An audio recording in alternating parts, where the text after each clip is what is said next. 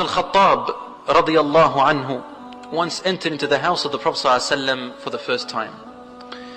And as he sat down, he had a smile on his face when suddenly he began to cry. Yabki. The Prophet ﷺ looked at him and said, Ma bika ya Umar? Radiyallahu anhu. He said, Ya Rasulullah. He had looked around his house, you see, and he saw that the Prophet ﷺ's house was extremely simple. His mat was made of straw, and he could see the marks on the Prophet ﷺ's body. His pillow was stuffed with coarse leaves, and he could see the effects on his cheek, his blessed cheek, Sallallahu alaihi wasalam. He looked at the corner and he found some barley which was not attended to, still in its mother stem. He looked at his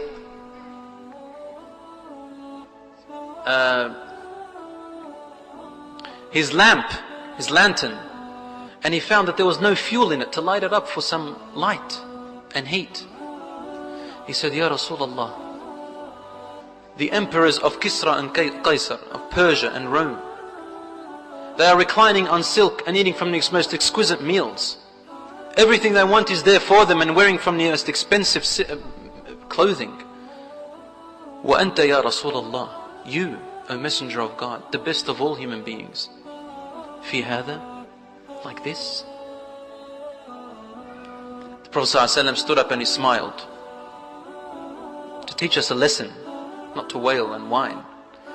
He said to him, Ya Umar, ألا يرضيك أن لهم الدنيا ولنا الآخرة. Does it not please you, Ya Umar, that all they will get in the end is this temporary life, and then they'll chuck it all behind them. They won't take any of it with them. And we have the hereafter. Obviously when he's saying to Umar radiallahu anhu the hereafter, Umar radiallahu anhu understands what this world means and what the hereafter means. It's an everlasting bliss that never, ever runs out. You'd be crazy if I said to you, if someone said to you, work and work all your life and struggle for 50 years so that you can receive 1 minute of pleasure. Would you be sane if you were to go through hardship and plowing for 50 years to receive 1 minute of pleasure? Would anybody do that? No, no one would do that. So we plow and struggle for the 60 or 70 years of our life, which in the end is only like a day or an hour. وَيَذَرُونَ وَرَاءَهُمْ, Allah subhanahu wa ta'ala says, and they leave behind them an enormous day, which is everlasting in the hereafter.